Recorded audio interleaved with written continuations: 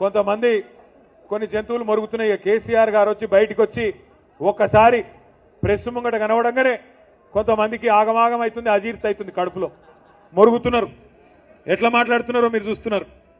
ఎంత దుర్మార్గం కాకపోతే ఒక 71-72 పెద్ద మనిషి 2 సార్లు రాష్ట్రానికి ప్రజల చేత ముఖ్యమంత్రిగా ఎన్నుకోబడ్డ నాయకుడు, తెలంగాణ తెచ్చిన నాయకుడు, అట్లాంటి నాయకుడిని పట్టుకొని నోటికొచ్చిన మాటలు.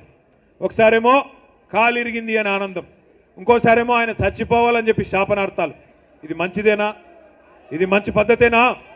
మాకు రావా మాటలు, మాకు రావా బూతులు? రేవంత్ రెడ్డి, నీకు నేను చెప్తున్నా, నీకు ఒకటే భాష వచ్చురా నాయన, నాకు 3 భాషలు వచ్చు. నువ్వు ఒకటే భాషలో బూతులు తిడతావు.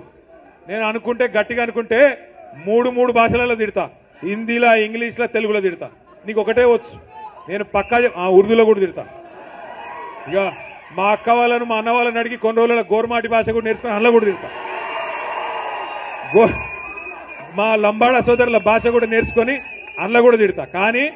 కానీ ఇప్పుడు నువ్వు కూర్చున్న పదవి, దానికి గౌరవం ఇచ్చి మాట్లాడతలేవు. ఎందుకంటే మాకు నీకంటే ఎక్కువ వచ్చు భాష, నీకంటే ఎక్కువ తిట్లొచ్చు. కానీ మా అమ్మ నాయన నన్ను సంస్కారంతో పెంచారు. నిన్ను ఎట్లా పెంచారో నాకు ఎరకలేదు.